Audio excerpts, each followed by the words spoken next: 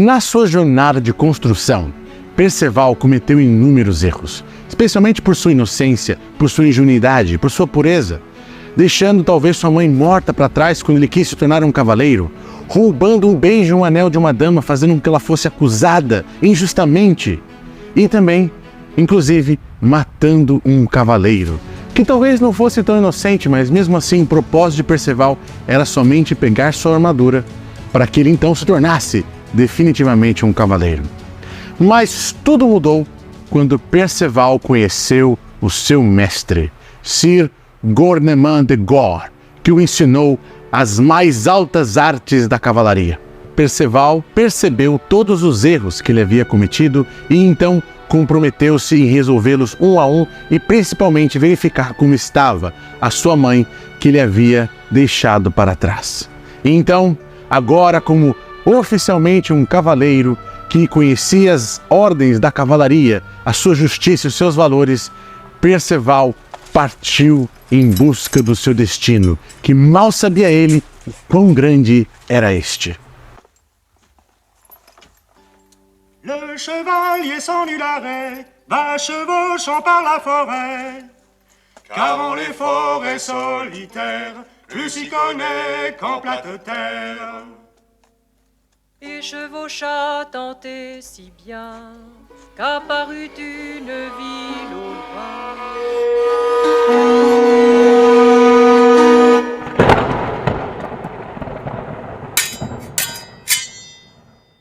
Hoje é dia de cultura! E se você gosta de histórias de heróis e heroínas da humanidade, já se inscreve no canal e aciona o sininho para não perder nenhuma das grandes sagas e histórias que contaremos por aqui, especialmente se você gosta das histórias do Rei Arthur e dos Cavaleiros da Távola Redonda. E no vídeo de hoje, uma das histórias mais fantásticas, misteriosas e complexas da Távola Redonda, na verdade, a mais famosa talvez, que é Perceval ou o Romance do Graal. Pessoal, já contei uma parte desse livro, que é como Perceval se transformou em cavaleiro, mas a partir daqui, que é uma outra etapa da vida dele, é quando ele então encontra pela primeira vez o Santo Graal. Cabe dizer também que é a primeira vez na literatura que o Graal é citado. Então, é uma história fantástica, escrita para educar um rei. Então, com vocês, a conclusão de Perceval ou Romance do Graal. Depois de cavalgar um dia inteiro em direção à correção dos seus próprios erros, Perceval precisava de um local para pernoitar, para descansar, porque estava exausto. Eis então que ele encontra um castelo.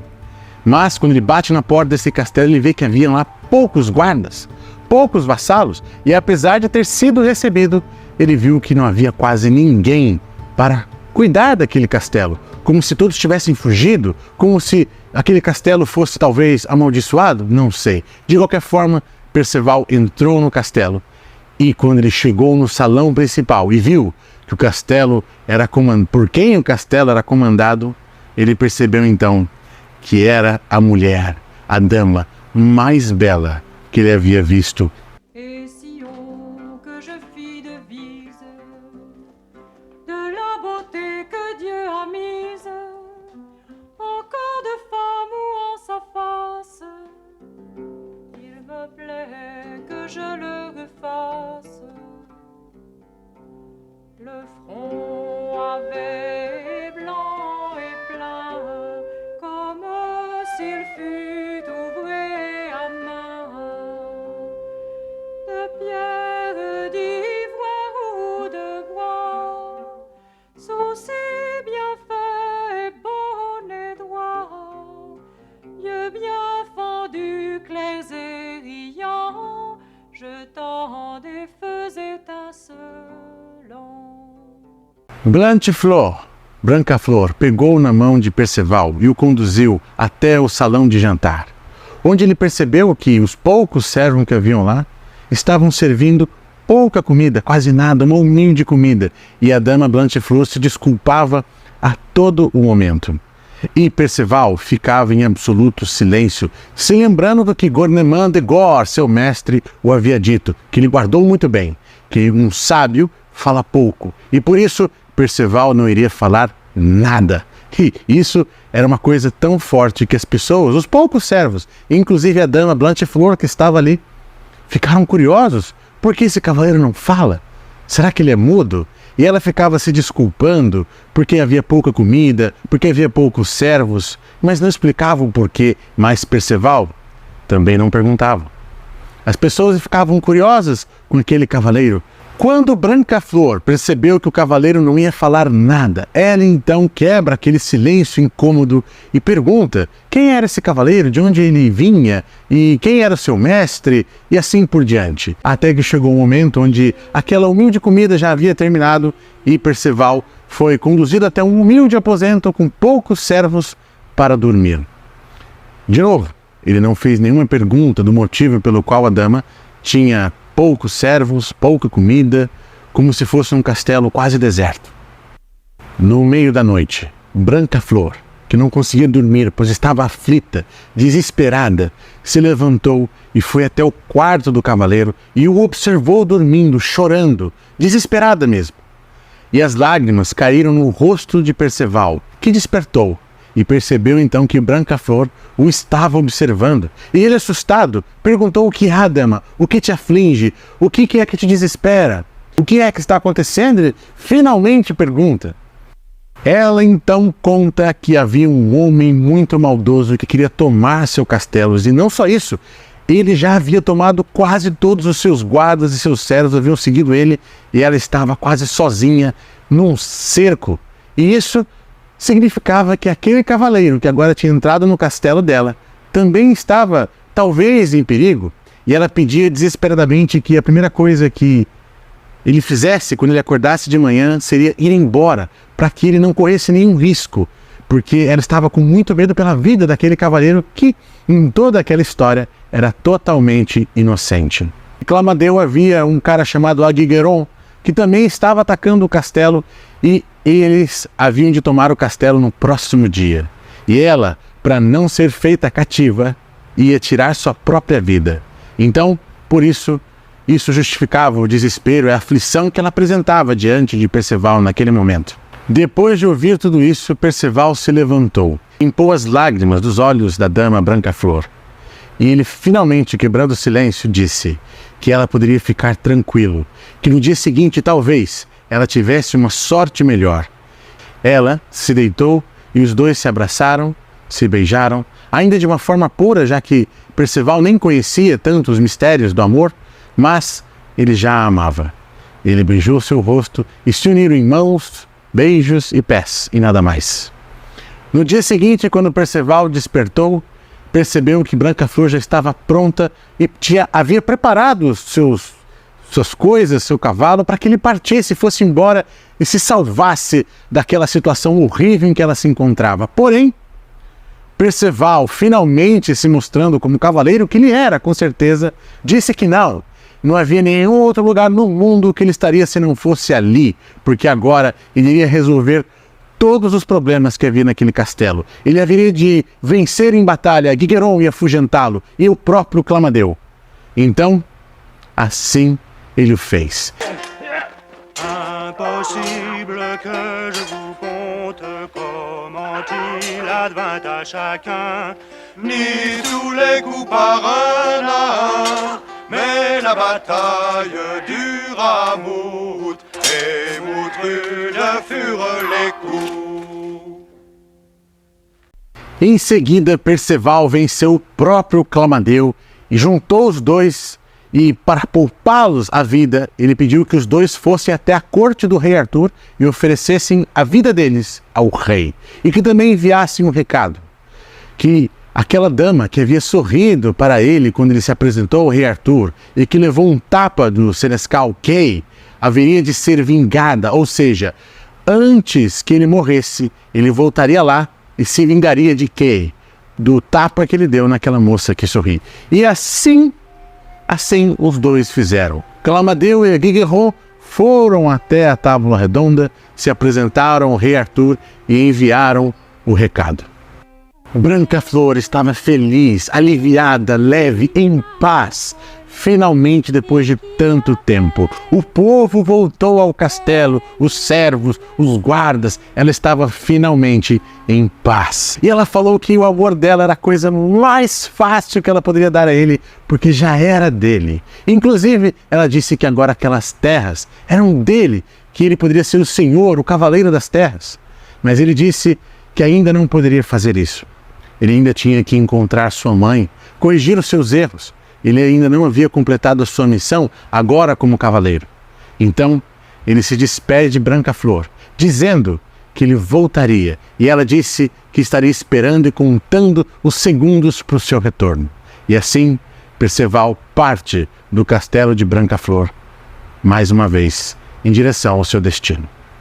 Depois de cavalgar por horas e horas, Perceval percebe que não havia nenhum castelo, não havia nenhum lugar para se hospedar e que ele talvez tivesse que pernoitar no céu aberto. Mas ele não havia desistido ainda. Ele resolveu ainda cavalgar por alguns quilômetros à procura de algo que pudesse ser um local seguro para que ele pudesse dormir, até que, passando na beira de um riacho, ele encontra um bote em que havia um senhor muito bem vestido, como um rei, e um cavaleiro acompanhando esse possível rei. Perceval então pergunta se havia algum local onde ele pudesse pernoitar ali naquela região. O senhor do bote, aquele que parecia um rei, disse que não havia nenhum lugar na região, mas que Perceval poderia ficar em seu castelo. Ele disse a direção que Perceval poderia caminhar, que lá ele encontraria o castelo. E assim Perceval fez. Ele foi nesse local, só que chegando lá, não havia castelo nenhum. Ele achou que havia sido enganado pelo senhor do bote e estava tremendamente chateado com a situação. Porém, quando Perceval virou seu rosto, ele percebeu que ali, onde não havia nada, agora sim havia um castelo. E então, ele bateu na porta e entrou num castelo. Um castelo maravilhoso, mágico, diferente. Um castelo que parecia ser feito no mundo dos sonhos. Mas mesmo assim, Perceval entrou. Se desfez de suas armaduras, de seu cavalo e foi até o salão onde ele iria banquetear. Só que, quando ele sentou ao lado do rei, que começou a contar sobre as coisas ali, como estavam as coisas, como ele estava pescando, mostrando que ele havia uma ferida em sua perna, em que ele estava muito machucado e por isso ele não podia mais cavalgar, e ele ocupava o seu tempo então pescando. Perceval não falava nada, não dizia nada. Havia sim algumas curiosidades de como ele machucou a perna, que agora ele não podia mais cavalgar. Quem era esse senhor que parecia o rei? Mas apesar de todas essas dúvidas, Perceval ficou em silêncio, ainda obedecendo o que havia lhe aconselhado Gonemant de Gor, o seu mestre. Mas depois de algum tempo em que estavam no salão de banquetes, já se preparando para o banquete total, para se infartarem de tanta comida que havia ali, Perceval percebeu que todos ficaram silenciados e começaram a observar uma porta. Então os guardas, os servos, o próprio senhor começaram a olhar em direção àquela porta, e daquela porta saiu um pajem, carregando uma lança. Ele passa essa lança na frente dos dois, e Perceval percebe que na ponta dessa lança havia uma gota de sangue. E essa gota de sangue, ainda fresca, inclusive desceu, escorreu até os braços do pajem. Mas não era só isso. Dessa porta saiu também uma dama, carregando um graal. Quando Perceval percebeu o graal, ele viu que esse graal brilhava tanto, mas tanto que ofuscava a luz do próprio sol e da lua. Era algo brilhante, mágico, fantástico. E essa dama então seguiu, passando na frente da mesa, na frente de Perceval, e seguiu adiante para um quarto, seguido por uma outra dama que carregava uma bandeja vazia. E seguiram então para uma outra sala, para um outro quarto. E Perceval estava muito curioso. O que era aquela lança, aquele sangue? Quem aquela lança tinha ferido? Que era aquele graal? Aquele graal estava sendo para servir alguém em outro quarto? A quem servia aquele graal? E todos olhavam para Perceval, como se esperassem que dele viesse alguma pergunta, alguma curiosidade, mas Perceval não havia percebido e ainda seguia os conselhos de seu mestre e ficou em silêncio, não fez pergunta alguma. Um tempo depois, enquanto Perceval já estava comendo, ele vê toda aquela comitiva retornando e mais uma vez o Graal passa na sua frente e ele não faz nenhuma pergunta. Apesar de estar com uma curiosidade altíssima, ele não pergunta. Quem estava na sala? A quem estava servindo esse Graal? Nada. Ele permanece somente em silêncio. E assim passou todo o jantar. O rei do castelo, o senhor do castelo, se retirou com a ajuda de seus vassalos. E então todos se recolheram naquela noite. Quando Perceval acordou no dia seguinte, ele percebeu que já não havia ninguém ali. Não havia castelo, não havia nada, só havia ele, sua armadura e seu cavalo. Não havia ninguém. Como se aquele castelo, aquela noite, aquele Graal, tudo aquilo que ele viu, nada disso tinha acontecido. O cavaleiro então parte novamente diante do desconhecido. Ele encontra ali uma dama chorando com uma cabeça de um cavaleiro na mão. Ele pergunta quem era ela, o que estava fazendo ali, e ela de uma forma misteriosa não responde muito bem, mas pergunta a ele: quem é você? E ele fala que ele é Perceval. E ele então: você é Perceval? Você é Perceval o fraco? Como assim Perceval o fraco? E ela fala que maldito é aquele que diante de um bom tempo espera um tempo melhor. Você esteve diante do rei ferido. Você podia ter curado suas feridas. Você podia ter encontrado o segredo de tudo aquilo que viu, mas escolheu não fazer. Perceval o fraco, aquele que diante do momento oportuno ficou em silêncio e fez passar em sua frente todas as oportunidades, por isso Perceval o fraco. E ela conta também que sua mãe estava morta, que ela era sua prima, e ela sabia e tinha certeza que sua mãe estava morta porque ela havia enterrado a mãe de Perceval. Palavras duras que essa prima, essa dama, impôs a Perceval. E este sentiu no seu coração o maior dos pesos naquele momento. Não só pela morte da sua mãe, mas porque ele sabia também que todo aquele sonho, aquela magia que ele havia passado, era algo especial, era algo diferente. Um coração pesado por todas as situações que aquela dama havia dito a ele, ele seguiu sua jornada. Talvez não sabendo de certo aonde ir, se voltasse para o castelo de Brancaflor, se fosse até a corte do rei Arthur, se talvez fosse até a lápide de sua mãe. Mas, mesmo assim, antes que ele decidisse qual destino seguir, o destino chegou a ele. Aquela dama que ele havia roubado o beijo, roubado o anel, estava agora maltratada em maltrapilhos, andando, sendo humilhada por aquele cavaleiro que a havia acusado. E Perceval encontra isso e acha uma afronta e pede para que o cavaleiro cesse aquele comportamento. E a dama, que viu que era aquele que havia beijado e roubado o anel dela, ela fala para ele partir, para ele correr, porque senão ele seria morto por aquele cavaleiro. Então o cavaleiro chega até Perceval e fala que por ele ter interrompido a sua humilhação, a dama havia de morrer. E Perceval fala: o que é isso? Por que você impõe esse mal à dama? E aí ele explica a situação e ele fala: não, ela não cometeu nenhum crime. Eu roubei um beijo, eu roubei o anel dela, tudo à força, nada que fosse consentido por ela. Eu fiz isso de uma forma errada, agora eu percebo.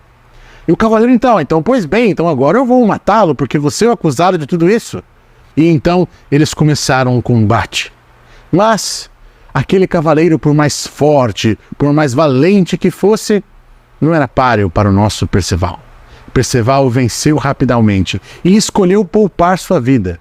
Disse que ele agora pegaria essa dama, iria tratá-la, cuidá-la, proteger suas feridas, dar um banho e levá-la até a corte do rei Arthur.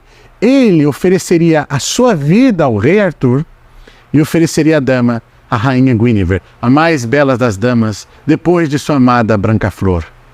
E ele disse também que era importante que o cavaleiro desse uma mensagem para a corte do rei Arthur, que ele estava pedindo a Deus que vivesse até o dia em que ele pudesse vingar o senescal Kay por ter dado o tapa naquela moça que sorriu ao ver aquele que seria o maior de todos os cavaleiros, segundo ela mesma, Perceval.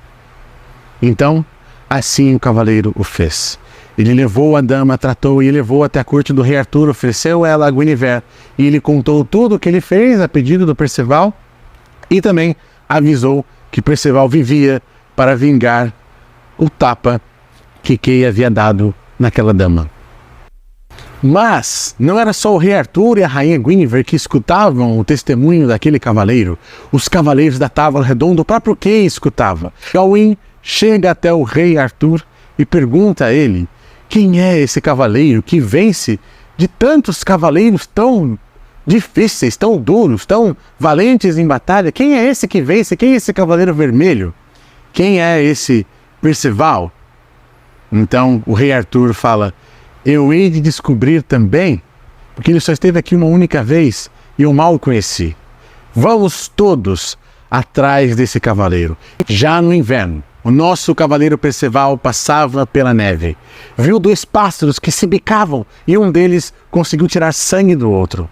3 gotas de sangue caíram na neve, tão perfeitamente colocadas que fizeram Perceval lembrar do rosto de sua amada Branca-Flor. Aquelas lembranças de seu amado trouxeram pensamentos tão agradáveis, mas tão agradáveis, que ele entrou num transe. E esse transe foi justamente no momento em que a comitiva de Arthur, do rei, encontrava aquele cavaleiro vermelho que eles haviam procurado por tanto tempo. Então o rei Arthur pede que Segремор vai lá e chame o cavaleiro para cá. Mas Segремор, talvez um pouco mais grosseiro do que poderia ser, disse: ei, cavaleiro, se apresente ao rei. Mas Perceval estava no transe, nada ouviu, nem percebeu.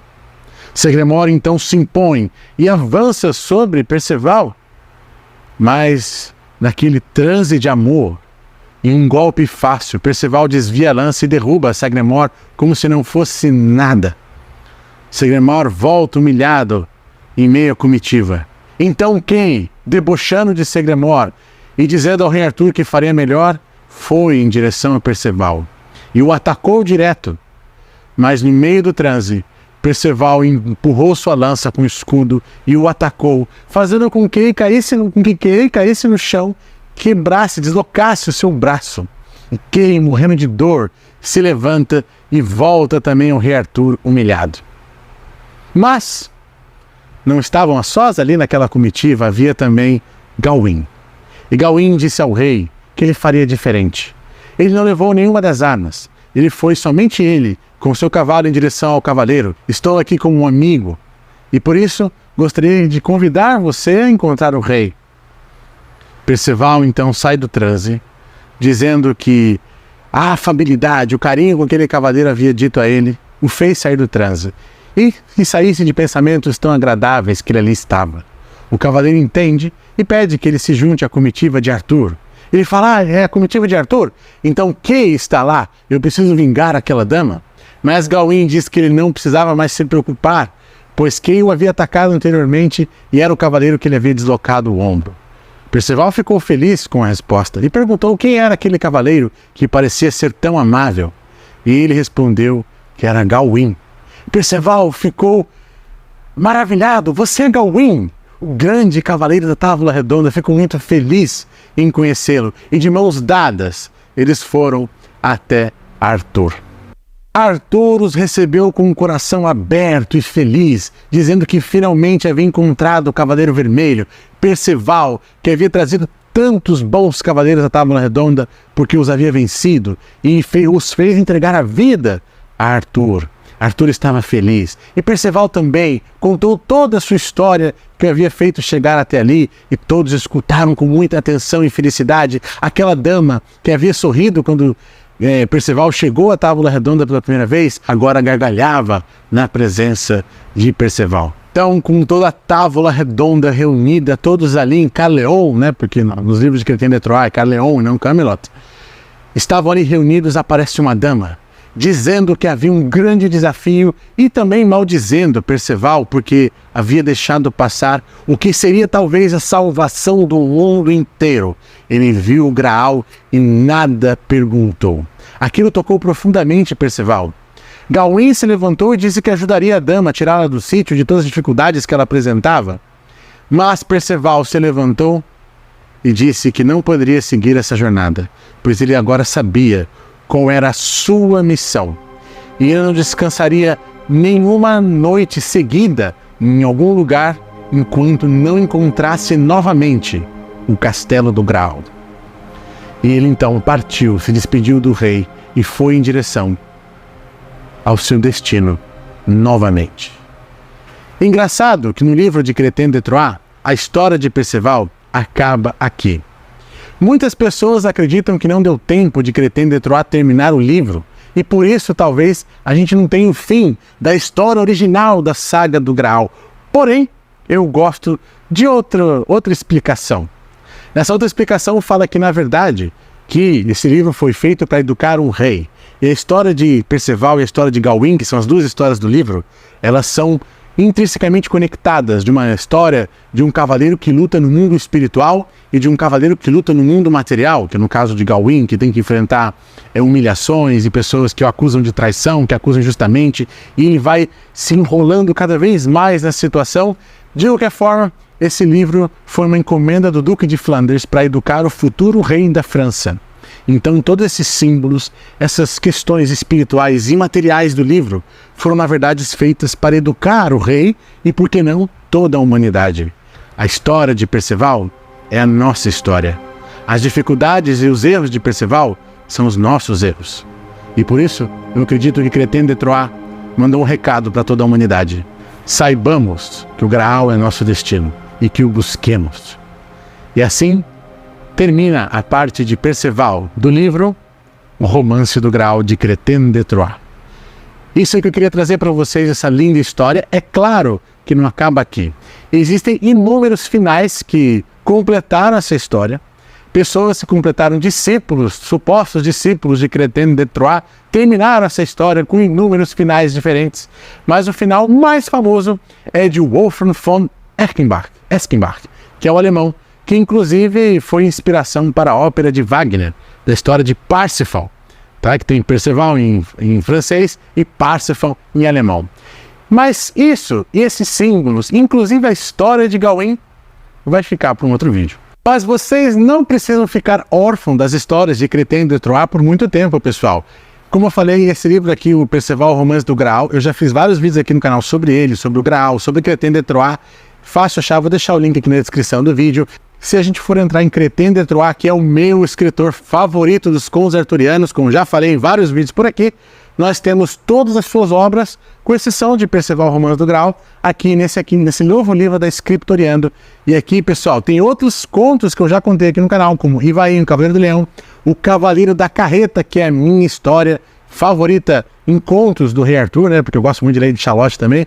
Aqui temos Clige, temos o Cavaleiro da Carreta, Ivaí e também Erec e Enid, né? Geraint e Enid. E esse livro aqui acabou de chegar, pessoal, então tá super fácil de achar. Eu vou fazer um vídeo ainda sobre ele, mas aqui estão as obras completas, ou quase completas, porque faltou Perceval. Mas já saibam aí, ó, Crétin de Troyes, vocês não precisam ficar órfãos de história até eu voltar aqui.